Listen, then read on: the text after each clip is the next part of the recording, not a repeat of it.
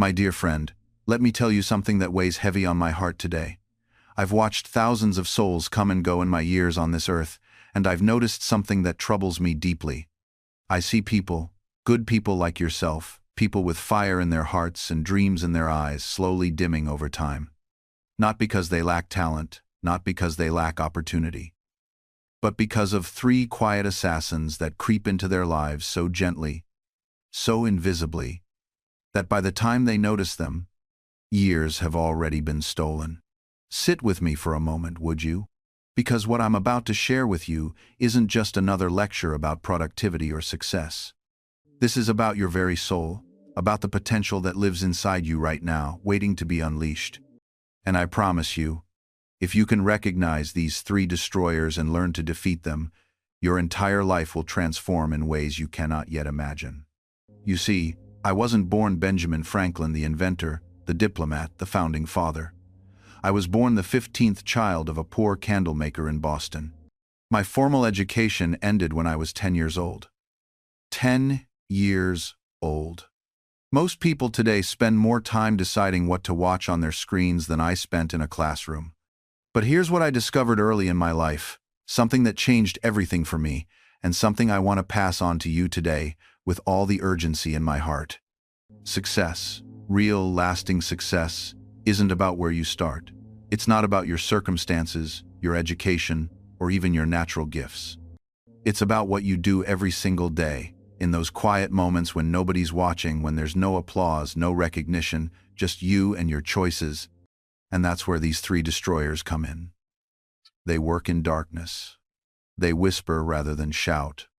They convince you that tomorrow is soon enough, that comfort is the same as happiness, that you're doing just fine when deep down, you absolutely know, that there's more inside you waiting to come out. I've been there, my friend. I've felt that gnawing sensation that tells you you're capable of more. And I've also fallen prey to these very same destroyers I'm about to reveal to you. The difference is, I learned to recognize them, to fight them, and eventually, to defeat them. And if this old printer's apprentice from Boston could do it, so can you. Now, let me tell you about the first destroyer of greatness. And it's one that nearly kept me in my brother's print shop for the rest of my days. Asterisk. The comfort of the familiar asterisk. You see, when I was 17 years old, I had a decent position. I was eating regularly. I had a roof over my head. My brother James, though harsh, had taught me the printing trade. I could have stayed in Boston, kept my head down, worked for him until he died, then perhaps taken over the shop. It was the safe path, the predictable path. But something in me knew that safety was a prison dressed up as security. I remember the night I made the decision to leave. I had almost no money. I had no connections in Philadelphia. I was running away from a signed indenture, which meant I was technically breaking the law. Every reasonable voice in my head screamed at me to stay. Better the devil you know, as they say. Yet, I went anyway, and I'll tell you something that might surprise you. The journey to Philadelphia was miserable. I arrived bedraggled, exhausted, with almost nothing in my pockets. I walked down Market Street eating a roll, with two more tucked under my arms, looking like a complete fool. My future wife, Deborah, saw me that day and laughed at the spectacle I made. But here's what I learned. Asterisk discomfort is the price of admission to a larger life, asterisk. Every single thing I accomplished afterward, Poor Richard's almanac, my electrical experiments, my diplomatic missions, the very founding of our nation, none of it would have happened if I'd chosen comfort over possibility. The familiar is seductive because it asks nothing of you. It promises you won't fail because you'll never truly try. Think about your own life right now. What comfortable situation are you clinging to? What safe harbor are you refusing to leave? What familiar routine has stopped serving you but continues to seduce you with its predictability? The path you're on right now, if you change nothing, where does it lead? And I want you to really see it. Not the fantasy version you tell yourself. The real destination. Is it a life where you're genuinely proud of who you've become? Where your health isn't a source of constant regret? Where your relationships are deep and authentic?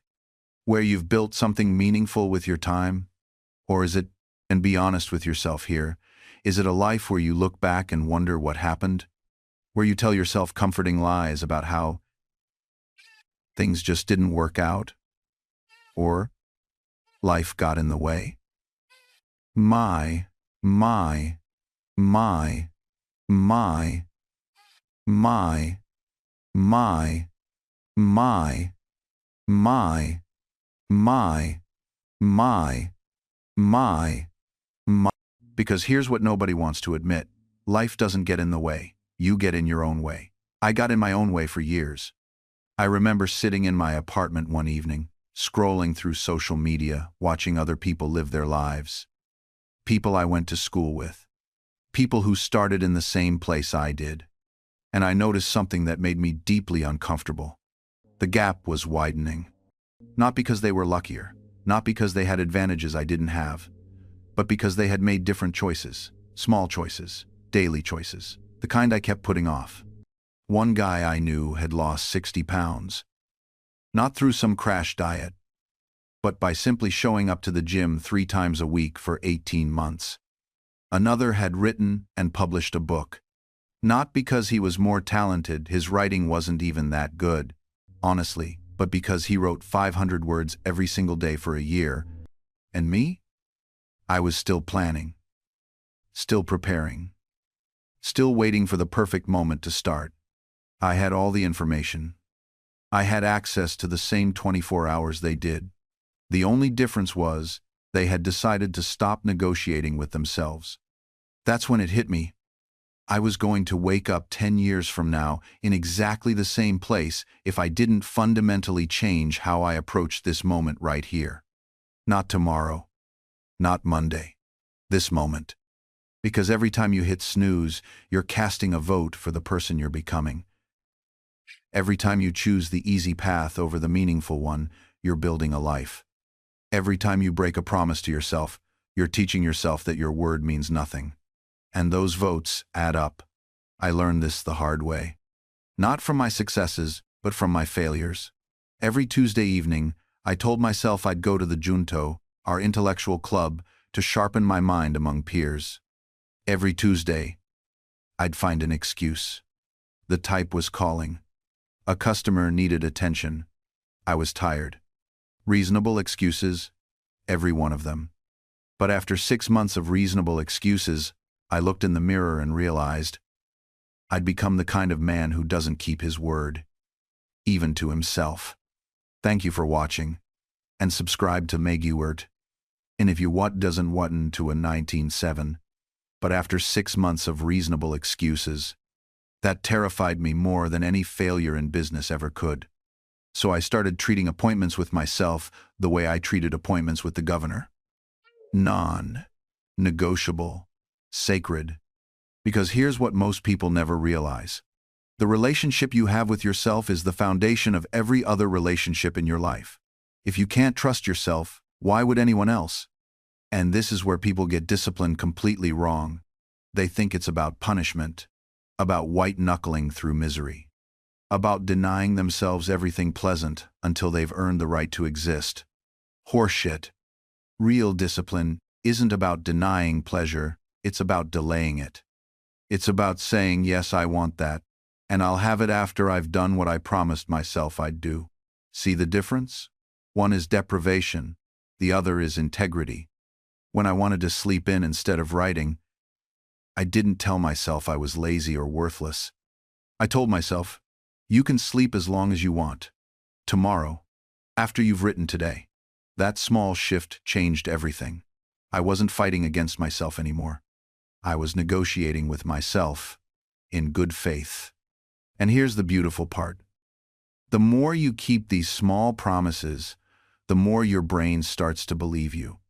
It stops resisting. It stops throwing tantrums.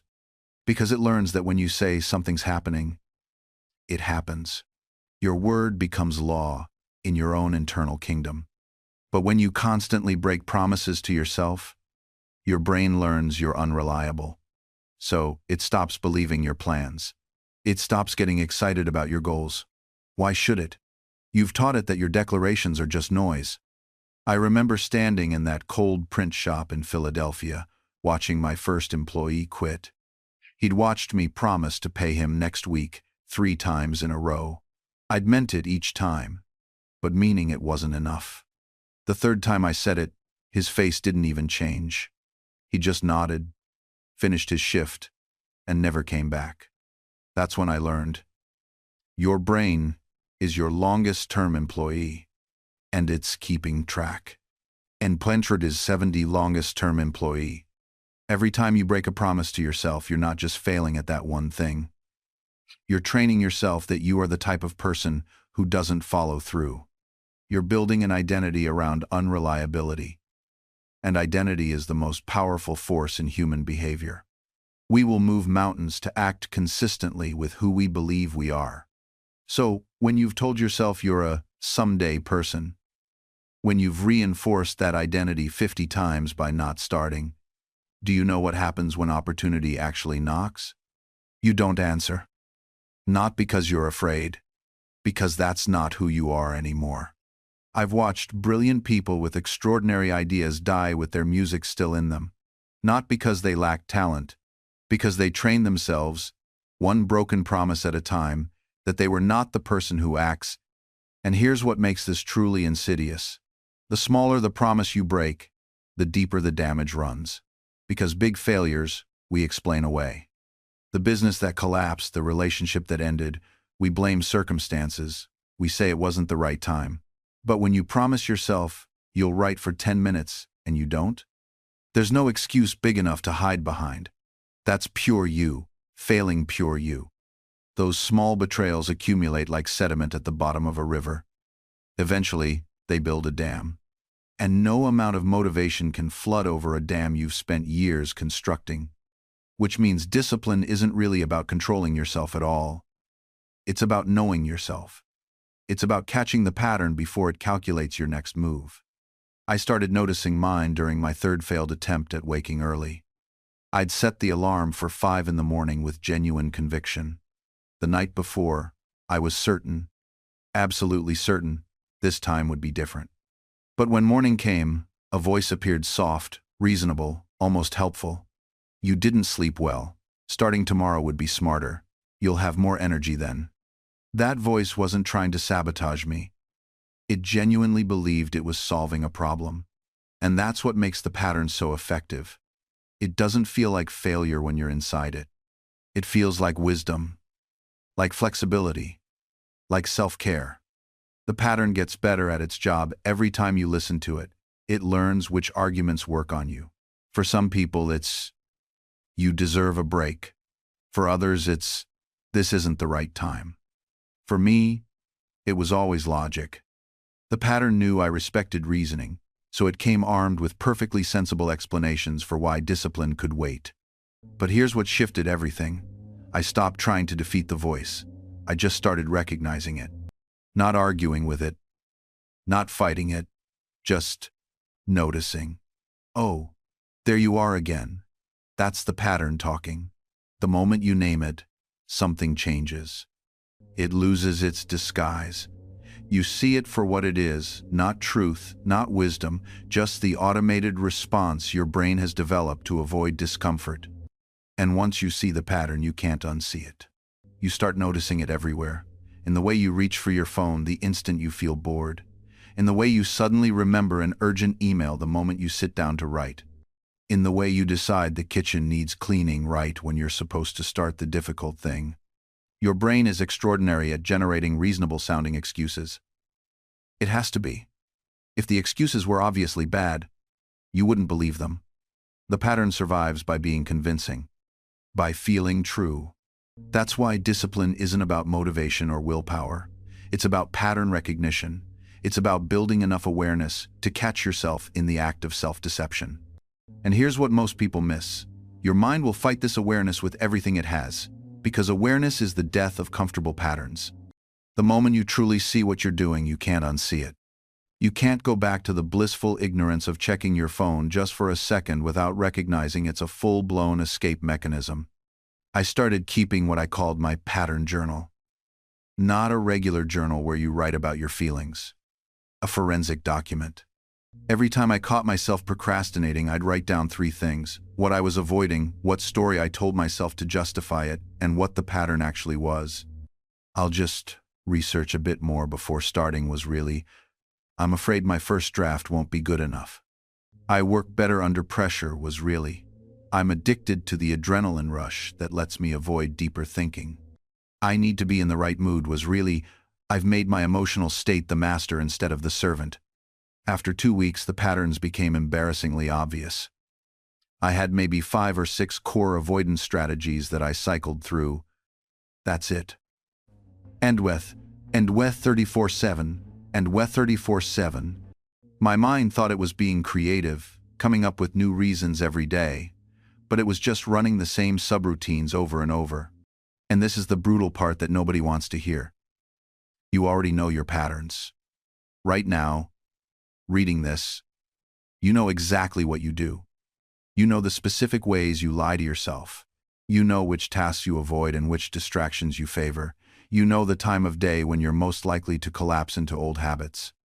The question isn't whether you know. The question is whether you're willing to stop pretending you don't. Because once you stop pretending, you can't stay neutral. You either commit to changing the pattern, or you consciously choose to keep it. And conscious choice is a completely different animal than unconscious habit. It's one thing to mindlessly scroll Instagram.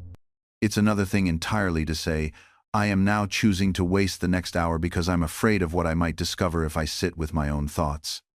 That kind of brutal honesty, it's transformative, because suddenly you're no longer a victim of your habits, you're a participant in them. And that shift in perspective is where everything changes.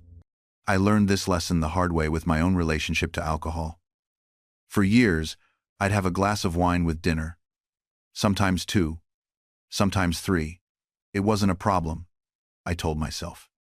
I was just unwinding. I deserved it after a long day. Everyone does it. Very clued, 2R. Very clued long day, 2R, 2R. But then I tried to stop for a month, just to see if I could. And I couldn't. Not because of physical addiction, there were no withdrawal symptoms, no shaking hands. It was the mental obsession. That voice at 5 p.m. that said, but why? Why deprive yourself? You've earned this. The uncomfortable feeling of sitting through dinner without that familiar warmth spreading through my chest. The realization that I'd been using alcohol as a buffer between myself and the quiet discomfort of just being. When I finally made it through that month, something extraordinary happened. That glass of wine I'd been convinced I enjoyed, I didn't actually want it anymore. What I'd wanted was the escape.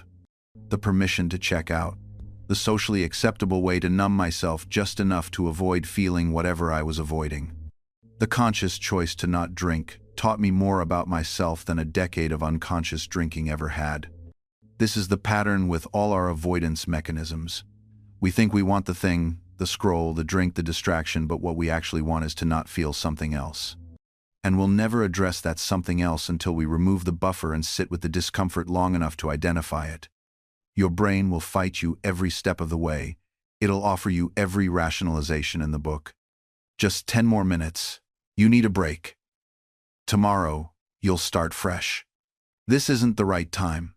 You're being too hard on yourself. Bowl, bowl, bowl. Learn to recognize these thoughts for what they are. Your resistance throwing a tantrum because you're threatening its comfortable existence. These rationalizations sound so reasonable in the moment, don't they?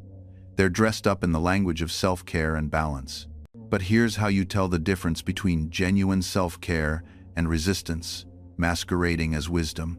Genuine rest restores you. Resistance depletes you while making you feel temporarily comfortable.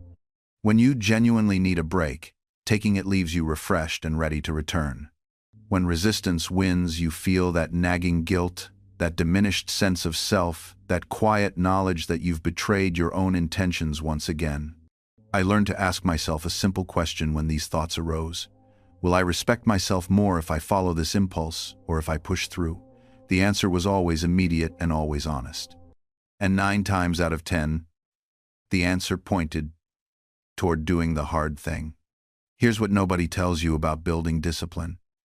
It gets easier, but it never gets easy. After weeks of waking at 5, I still didn't love the alarm. But the internal debate shortened. Instead of 15 minutes of negotiation, it became 15 seconds. The resistance was still there. It's always there, but it no longer controlled the outcome. You develop what I call decision momentum. Each time you override resistance, you strengthen the neural pathway that connects intention to action. Each time you give in, you strengthen the pathway that leads to comfort seeking. Your brain is constantly rewiring itself based on what you do, not what you intend to do.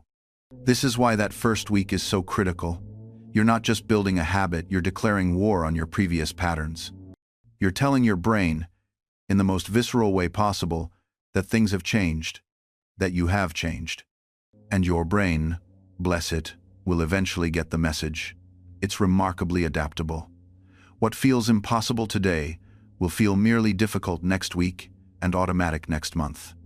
But only if you stay consistent long enough for that adaptation to occur. Most people quit right before the breakthrough. They endure the hardest part, the initial resistance, but give up before they experience the reward, the point where the new behavior becomes easier than the old one. I've seen this pattern repeat itself countless times. The person who wants to write a book labors through 3 painful chapters, then abandons the manuscript. The entrepreneur who launches a business closes the doors right before gaining market traction. The student who struggles through 2 semesters of a difficult subject switches majors just before the concepts would have clicked into place. They all make the same fundamental error. They mistake the discomfort of growth for evidence of failure. Let me be direct with you. Discomfort is not a stop sign. It's a mile marker. It tells you you're moving, you're changing, you're doing something your nervous system hasn't cataloged as safe yet. And that's precisely where you want to be if transformation is your goal. Think about the last time you traveled somewhere completely foreign. The first day felt overwhelming, different currency, different language, different social customs. Your brain was on high alert, processing every detail, exhausting itself trying to keep you safe in unfamiliar territory. But by day 5 or 6, you'd developed rhythms. You knew which cafe had the best coffee. You'd learned 3 phrases that got you through most interactions. The overwhelming became manageable, not because the environment changed, but because you did. Habit formation follows this exact trajectory. The beginning is cognitively expensive. Your prefrontal cortex is working overtime, manually controlling behavior that hasn't been automated yet. But with each repetition, you're laying down neural infrastructure. You're building the roads that will eventually allow the behavior to run on autopilot. The question isn't whether the discomfort will fade, it will. The question is whether you'll persist long enough to reach that point. And here's what many people don't realize. You don't have to white-knuckle your way through every single day with equal intensity. There's a rhythm to change that mirrors the natural world I observed so carefully in my experiments with electricity and weather patterns. There are days when the current flows strong, and days when it flickers. Both are part of the process. I learned this from my own attempts at moral perfection, that ambitious project, where I tracked 13 virtues in a little book, marking every failure with a black spot. The first weeks were littered with marks. My pages looked like a starless night sky, so dense were the failures. But I didn't abandon the practice because I understood something crucial. I was building awareness before I could build consistency. You see, most people quit during what I call the visibility phase, that uncomfortable period when you're suddenly aware of every failure because you're paying attention for the first time. You're not actually failing more than before. You're simply seeing clearly what was always happening in the shadows. This visibility feels like regression, but it's actually the first sign of progress. Think of it like this. Before you decide to wake early, you don't notice the mornings you waste. But the moment you commit to rising at dawn, every failure becomes glaring. You haven't gotten worse at mornings, you've simply turned on the light. And that light, uncomfortable as it may be, is what allows you to navigate toward change. The rhythm I discovered was this: awareness first, then consistency, then automaticity. You cannot skip the awareness phase. no matter how much you wish to. And awareness, by its very nature, will show you all the ways you're currently failing your intention. This is not a design flaw. This is the design. So when you're 3 weeks into your new habit and you feel like you're failing more than ever, remember, you're not failing more, you're seeing more. And seeing is the prerequisite for changing. The discomfort of visibility is the price of admission to transformation. This is why I kept those daily logs for 50 years. Not because I expected perfection, because I expected humanity. I expected failure. Oh no way one. And you nature pause, in a proset. I expected failure. I expected that on any given Tuesday in 1758, I would find 14 ways to fall short of my own aspirations before noon. But here's what most people miss about that chart of virtues I made. I rotated focus. I didn't try to master all 13 virtues simultaneously. I focused on one virtue per week, cycling through them. 13 weeks, 4 times a year, for decades. People look at that and think, oh, a systematic approach to self-improvement. But that's not the genius of it. The genius was accepting that I couldn't possibly hold all of myself in conscious awareness at once. That human attention is finite. That transformation requires strategic blindness. When I focused on temperance, I gave myself permission to be less vigilant about order. When I focused on industry, I relaxed my standards on tranquility. Not as an excuse, as a recognition of reality. You cannot watch every door in your house at once. You must choose which room to clean today. This is the opposite of what you've been taught. You've been taught that real discipline means controlling everything all at once. That if you're serious about change, you should overhaul your entire life simultaneously. New diet, new exercise routine, new sleep schedule, new morning routine, new reading habit, all starting Monday. And then Monday comes, and by Tuesday afternoon you're eating cookies in your car, having skipped the gym, stayed up until 2, and the self-help book is still in its Amazon package on your passenger seat, judging you with its unopened optimism. You didn't fail because you lacked discipline. You failed because you attempted the impossible. You tried to be omniscient about yourself. You tried to maintain conscious awareness of 50 different behavioral changes across 18 waking hours. Even I, with my charts and my routines and my alarming commitment to self-surveillance, knew I couldn't do that. And I invented the flexible catheter. I had focus. The path forward isn't more awareness. It's more strategic awareness. And then Willendabu, way also bis, they do every 4 to 22 way FTE. It's choosing consciously and deliberately what you're going to watch closely this week, and what you're going to let run on autopilot. For now. And here's where most people stumble. They try to optimize everything simultaneously. They want better mornings and better work, focus and better relationships and better health habits, all in the same week. Let me tell you what happens when you do that. Nothing changes. Or worse, everything gets slightly worse because you've scattered your attention so thin that you can't actually improve anything. I learned this the hard way during my early printing days. I thought I could revolutionize the typesetting process while also overhauling my accounting system, while also learning French, while also expanding my network of contacts. Know what happened? My typesetting improvements were mediocre. My accounting stayed messy. My French remained atrocious. And I annoyed half my contacts by being distracted during conversations. The breakthrough came when I did something counterintuitive. I chose one thing. Just one. For me, it was punctuality. For 3 months, I focused obsessively on being precisely on time for every commitment. Not early, not fashionably late, exactly on time. Everything else, I let it run, however it was running. And something remarkable happened. By mastering punctuality, I inadvertently improved my planning, my time estimation, my reputation, and my stress levels. One strategic change rippled outward. This is the power of the focused lever. When you choose one specific area to bring into sharp awareness, and you commit to optimizing just that, You create momentum that naturally improves adjacent areas. So here's your assignment. And I mean this literally. Right now, before this video ends, choose your one lever for the next 2 weeks. Not 3 levers. Not, I'll focus on mornings and also maybe my evening routine. One specific behavior pattern you're going to watch like a hawk. Maybe it's how you handle the first 30 minutes after arriving at work. Maybe it's how you respond when your partner asks about your day. Maybe it's your process for deciding what to eat for lunch. It should be specific enough that you could track it daily, but significant enough that improving it would actually matter. Let me share something I discovered about choosing the right behavior. When I was first establishing my virtue tracking system, I picked 13 virtues.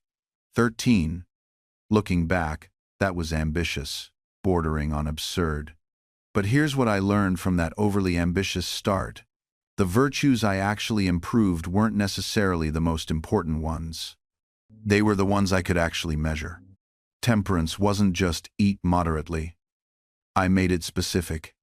Eat not to dullness, drink not to elevation. See the difference? One is a vague aspiration. The other is something you can evaluate at the end of a meal. Your behavior needs that same clarity. Be more productive isn't trackable. But spend the first hour after waking on my most important task before checking messages. Now, that's something you can actually hold yourself accountable for.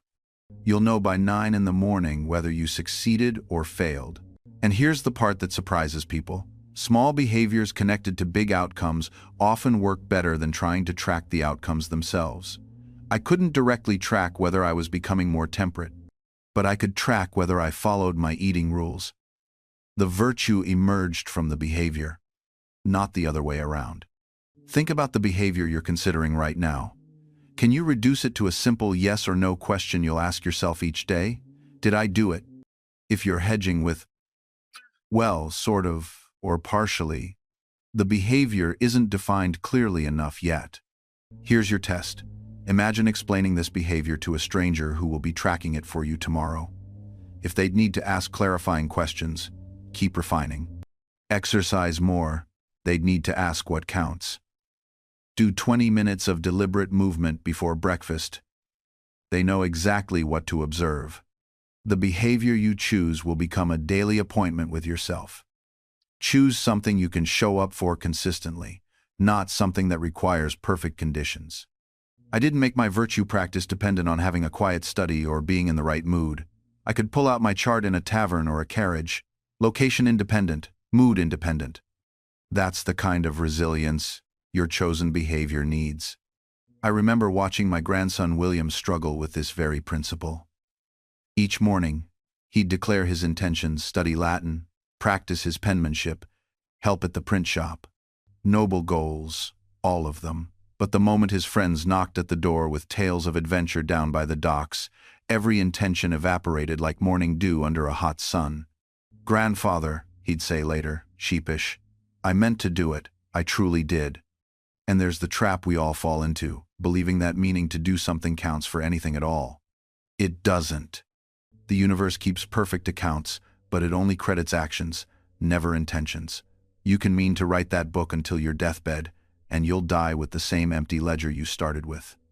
What William needed, what we all need, is what I call the doctrine of inevitable action.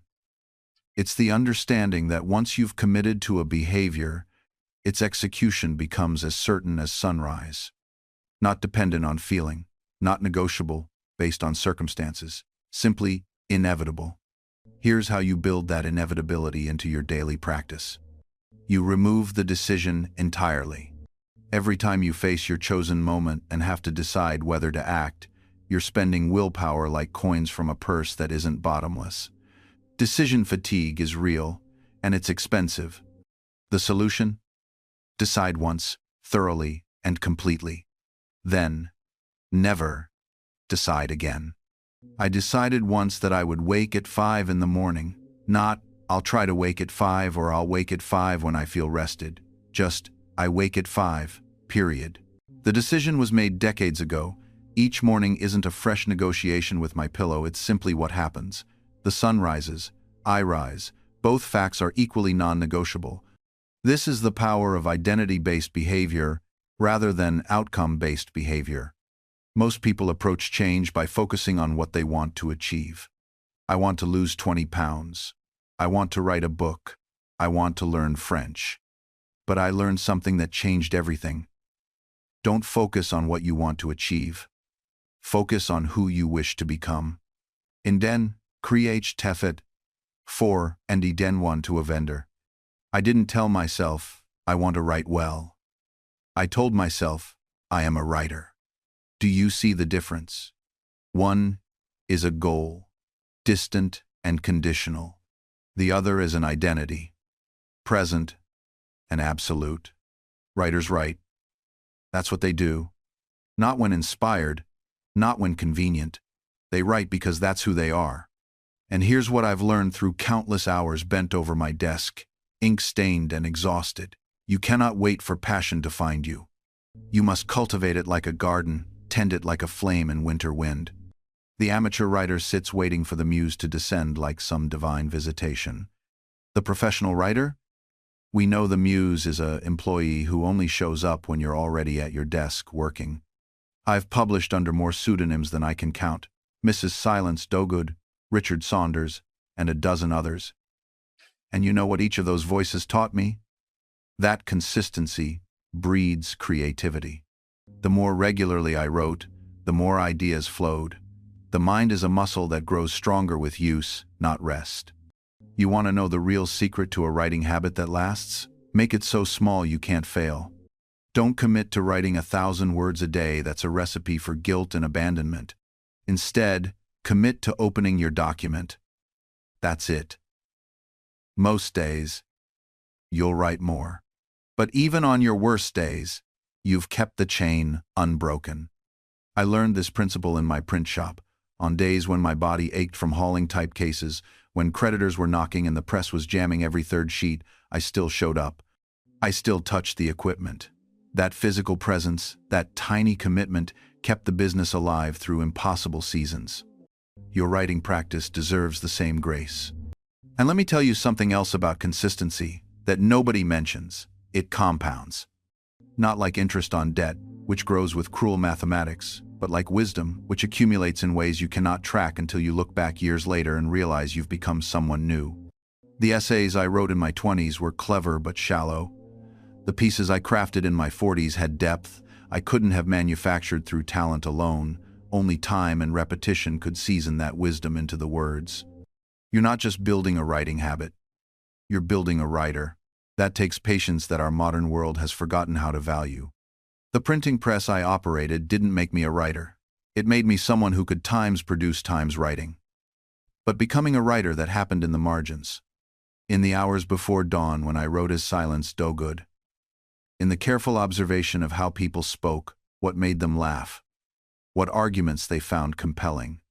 I didn't become a writer by writing. I became a writer by living with intention to capture what I lived. Here's what I mean. You can journal every morning, hit your word count, maintain your streak, and still not develop as a writer. Because writing practice without living practice creates hollow words. Pretty sentences about nothing.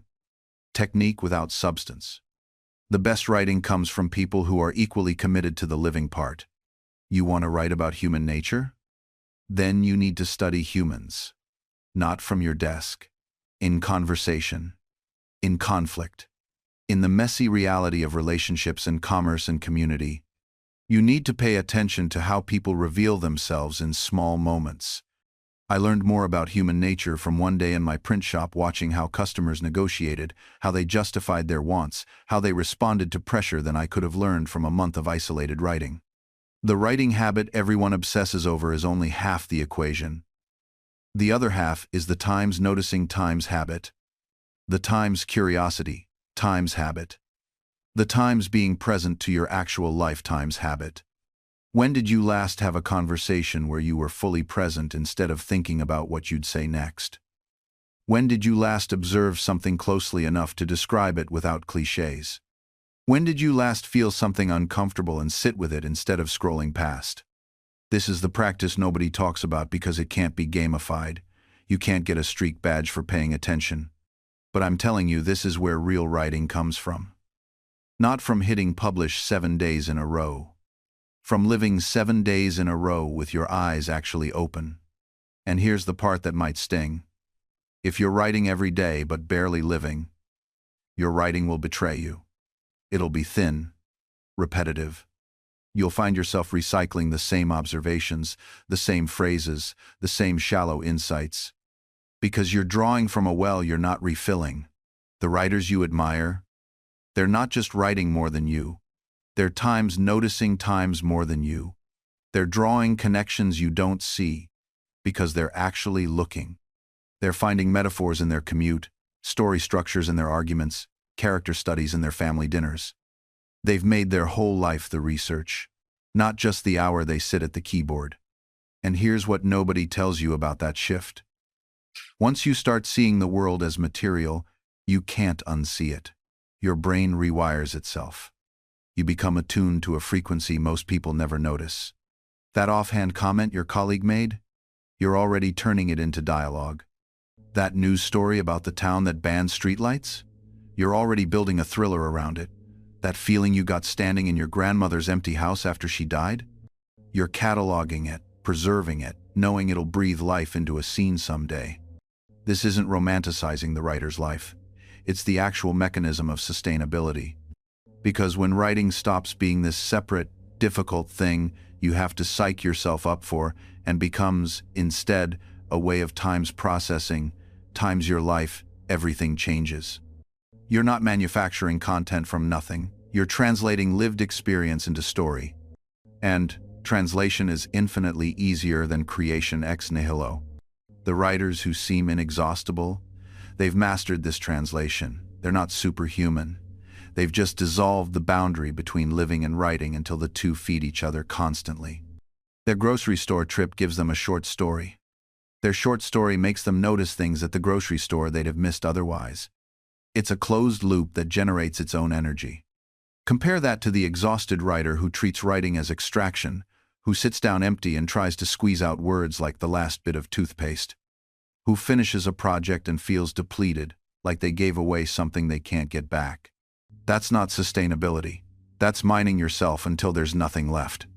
The shift I'm describing, it's becoming a garden instead of a mine, where you're not extracting, you're cultivating. Where every experience is compost, every observation is fertilizer, every emotion is water and light.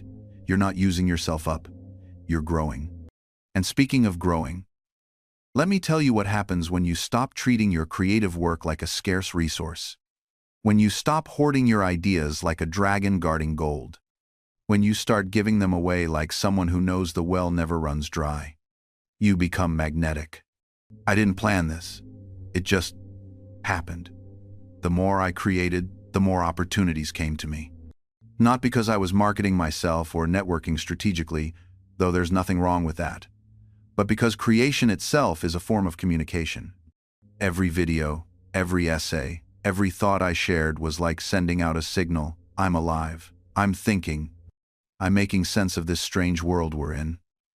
And other people hungry for meaning and connection, they picked up that signal. Collaboration requests, partnership opportunities, messages from people saying, I've been looking for someone who thinks like this. It wasn't magic. It was the natural consequence of consistent, generous creation, of refusing to hold back, waiting for permission or the perfect moment or the right platform. The platform is whatever you're standing on right now. The permission is the fact that you're alive and have something to say. The perfect moment was always this one.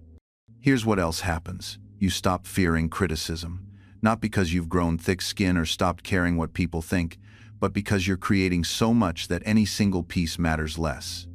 Someone doesn't like this video? Okay. There are 47 others they might resonate with instead. This essay didn't land? Fine. Tomorrow I'll write another one, exploring the same truth from a different angle. Quantity gives you permission to experiment, to fail, to try things that might not work. And in that experimentation, In that playfulness, you discover your real voice. Not the voice you thought you should have. Not the voice your idols have. But your voice, weird, specific, unmistakably yours. I look back at my early videos now and I cringe a little. The pacing was off. The metaphors were clunky. I was trying too hard to sound smart or authoritative. But you know what? No, I don't regret a single one of them. Because they were the necessary steps. The practice rounds. The compost that fed everything that came after. You can't skip the awkward phase. You can't hack your way to mastery. You have to do the work. Create the volume. Accumulate the hours. And the beautiful thing? Once you accept this, once you stop resisting the process and just surrender to it, it stops feeling like work. It becomes what it always was. Play. I watch people grinding away at content creation like it's some kind of punishment. Forcing themselves to show up, battling resistance every single day, white-knuckling their way through posts and videos because they have to stay consistent. That's not the game. That's prison. The real players? They've figured out something most people never will. When you're genuinely curious about something, when you're truly excited to share an insight or test an idea, the content creates itself. You're not manufacturing engagement, you're inviting people into your actual process of discovery. I remember when I started really paying attention to this pattern in myself. There were days I'd sit down, thinking times I needed to create something, and nothing would come. Just staring at a blank page, feeling that familiar weight of obligation. Those pieces always sucked. Always. Even when I finished them, they felt hollow. They performed poorly because people can smell manufactured enthusiasm from a mile away. But then there were other days, most days now, where I couldn't not create. Where I'd stumble onto an idea during a walk, or notice a pattern in something I was reading, and suddenly I'd have this urgency to explore it, to figure it out, and the content would just flow because I wasn't trying to create. I was just thinking out loud, working through something genuinely interesting to me. That's the difference people miss. They think discipline means forcing yourself to show up whether you feel like it or not. And sure, sometimes you do need to push through initial resistance. But there's a massive difference between I don't feel like doing this and I'm trying to create from an empty well. Real consistency doesn't come from willpower. It comes from genuine curiosity that never runs out because you're always finding new things to explore, new questions to answer, new patterns to notice. You're not depleting yourself, you're feeding yourself through the very act of creating. This is why I keep coming back to that original insight. The game is rigged. But not in the way people think. It's rigged in favor of authenticity. In favor of people who are genuinely engaged with their own curiosity. In favor of those who understand that an audience isn't something you capture it's something you attract by being genuinely interesting. And here's the beautiful paradox that modern creators keep missing. The more you try to hack YouTube, the less successful you become. The more you chase trends instead of developing your own voice, the more invisible you are. I see channels trying to carbon copy Mr. Beast or whoever's hot this month, and they wonder why they're languishing at a few hundred views. The algorithm doesn't reward mimicry. It rewards differentiation wrapped in consistency. Think about it from YouTube's perspective for a moment. Their entire business model depends on keeping people on the platform. They need content that genuinely holds attention, that makes people click on the next video, that turns casual viewers into habitual users. A perfect copy of someone else's content doesn't serve that goal. Viewers already have the original. What YouTube desperately needs is fresh perspectives, new angles, voices that haven't been heard yet. This is why obsessing over your competition is largely pointless. I'm not saying ignore what others in your space are doing. Awareness is useful. But I see creators spending hours analyzing other channels' thumbnails, trying to reverse engineer their titles, copying their video structures. It's backwards thinking. Your competition isn't other creators. Your competition is distraction itself. You're competing with Netflix, with TikTok, with video games, with the book on someone's nightstand, with the conversation they could be having with their spouse. You're competing for attention in an economy where attention is the scarcest resource. And you win that competition not by being slightly better at replicating what's already worked for someone else. You win by being different times in a way that matters, by bringing something to the table that can't be found elsewhere. That might be your expertise, your perspective, your personality, your production approach, probably some combination of all of these. But I learned this firsthand during my early YouTube years when I was still figuring out my voice. I tried making videos that looked like what I thought should perform well. Safer topics, more polished delivery, less of my actual personality showing through. And you know what? Those videos were my worst performers. Not because they were badly made, but because they were generic. They could have come from anyone.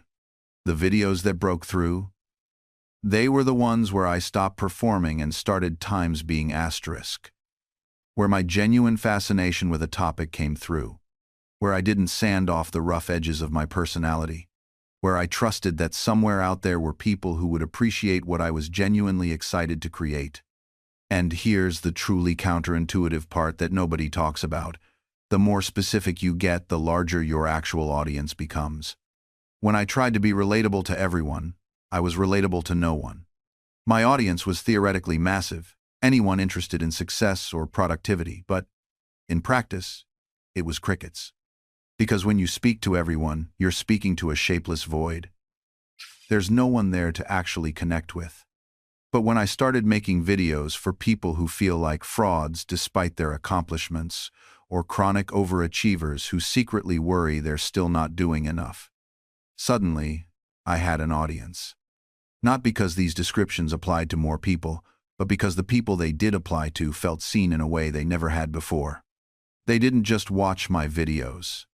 They sent them to friends. They commented with paragraphs of their own stories. They came back week after week. Because this channel felt like it was made specifically for them. Because it was. The math here is beautifully backwards. 100 true fans will always outperform 10,000 casual viewers. Because those 100 will actually show up. They'll engage. They'll spread the word to others like them. They'll form the foundation of something real. This is how every great channel starts. Not by appealing to the broadest demographic, but by resonating deeply with the narrowest one.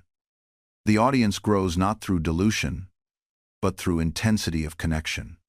I think about this every time I see a new creator struggling with the same things I did. They're trying so hard to be everything to everyone. And I want to tell them, stop. Please, stop. Find the thing only you can say.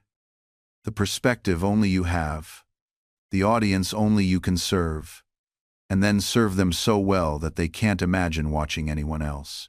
Because here's what I've learned after all these months. Success on YouTube isn't about being chosen by the algorithm or discovered by the masses. It's about making something good enough that the right people choose you. And that starts with you choosing yourself, choosing to make the work that actually matters to you, in the voice that's actually yours, for the people who will actually care. The rest takes care of itself. Because here's what nobody tells you about building something that lasts. It's not about having all the answers from the beginning. It's about being willing to learn them as you go. When I started my printing business, I didn't know everything about the industry. Far from it. But I knew how to ask questions. I knew how to observe what worked and what didn't. I knew how to take a small insight and test it, refine it, build on it. That's the real competitive advantage, not being perfect, but being adaptable. Not having everything figured out, but being curious enough to figure it out as you move forward. And you know what kills most creators before they even get started? The belief that they need to have it all mapped out. The perfect niche, the perfect strategy, the perfect content calendar for the next 6 months. Meanwhile, the person who succeeds is the one who says, I'm going to make something today, learn from it, and make something better tomorrow. That's it. That's the whole game. You build knowledge the same way you build an audience, one small, intentional step at a time. One video that teaches you what your audience responds to. One article that shows you which ideas have legs. One conversation that reveals what people actually need versus what you assumed they needed. The craft improves through practice. The voice sharpens through use. The audience grows through consistency. None of it happens in your head while you're planning. It all happens in the arena while you're actually doing the work. And here's the beautiful part. Every piece of content you create is both the product and the education. You're building your body of work while simultaneously discovering what that work should be. This isn't inefficiency. This is how mastery actually develops. The printers who stayed stuck were the ones who learned one way and never adapted. The ones who thrived were the ones who remained students of their craft, even as they became masters of it. Your audience doesn't need you to be the finished article. They need you to be genuine, helpful, and consistently present. They need you to care enough to keep improving, keep learning, keep showing up with something valuable. Do that, and the foundation you build will support everything else you want to create.